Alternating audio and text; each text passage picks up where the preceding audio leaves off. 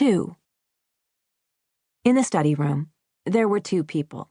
There was, of course, my greeter and benefactor, Bonnie Mangold, illustrious departmental chair, celebrated by art historians on 3 continents. She was dressed, as usual, in layers and did not look angry. She looked, if anything, amused. She yawned and patted her mouth.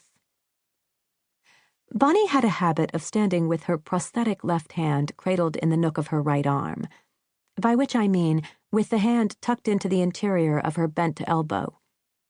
She gestured like a smoker with the right arm, tapping the tips of her fingers together for emphasis. She was imperious and overweight. "Stella, honey," she said, because she is informal on all occasions, linguistically at least. "Go have a look at the coffee." I did not delay. I directed my steps toward the mini kitchen. The coffee, in its solitude, had exploded. It gasped forth its last quantities of steam.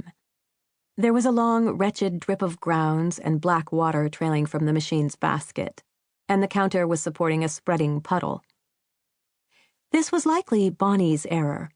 The cafe man was mechanically finicky, as well as physically unbalanced, and had to be propped up under one corner with a folded Metro card I kept in our basket of orphan cutlery for this express purpose.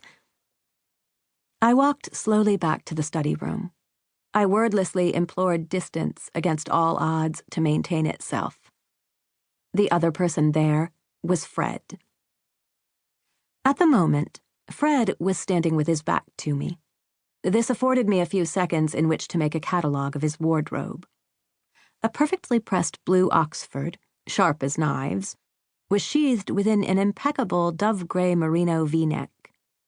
The wool slacks were charcoal, of a vaguely metrosexual but still classic enough cut, and of such a quality material that though they sat rather revealingly across Fred's well-set-up ass, the effect was of dissembled authority rather than promiscuity. I couldn't see much of his shoes, except that they were clean and black. He was imitating the way Bonnie held her arms, standing beside her, looking down at something in front of them both on the table. I would not say that Fred, or Frederick, Lou, was liked within the museum. Yet although he does not possess the Adonis good looks of someone like Marco, he was still widely considered the most handsome of our male associates. The strange thing, actually, was how little bearing his beauty had. This is to say, Frederick Lou was not just aware of his own privilege. He had understood it, aggressively. Breeding sat about his person in the manner of an auratic glow, a protective coating. He was the unique product of a union between 2 of the wealthiest families in the city, the Lou's, retail, imports, telecommunications, and the Vain-Marins, shipping, an array of natural resources, and truly one had to wonder what he was doing working at all.